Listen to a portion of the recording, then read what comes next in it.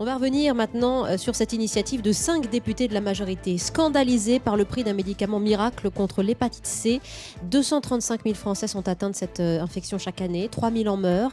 Or, ce médicament, le Sovaldi, est inabordable. 650 € le comprimé, 55 000 € le traitement de 12 semaines. Bonjour Catherine Lemorton. Bonjour. Vous êtes l'un des députés en colère, députée socialiste de Haute-Garonne, présidente de la Commission des affaires sociales et par ailleurs pharmacienne de profession. C'est un univers que vous connaissez bien.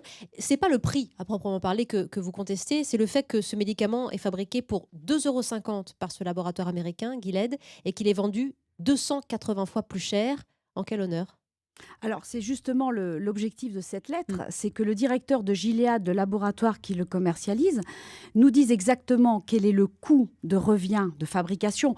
Parce que là, j'entends les chiffres, mais on voudrait quand même avoir la confirmation réelle de ce coût de revient, sachant que je rappelle aux auditeurs et aux gens qui sont là que le coût de revient, c'est pas seulement le coût de la fabrication, c'est aussi le coût de la recherche.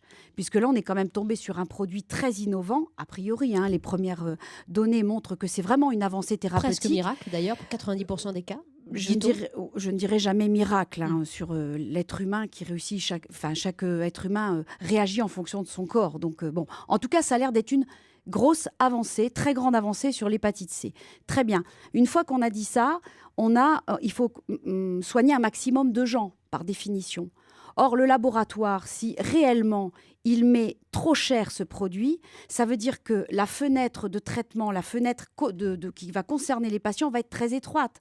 Parce que du coup, les autorités sanitaires, voyant le prix arriver très cher, vont se dire, bon, on va cibler d'abord un nombre de patients restreint au regard du prix que la sécurité sociale va devoir rembourser. Bien sûr. Or, le jeu du laboratoire, c'est de le mettre le plus cher possible sur le marché, puisqu'en plus, les gens qui sont atteints de l'hépatite C, je le rappelle, ont le statut d'affection longue durée, donc prise en charge à 100%.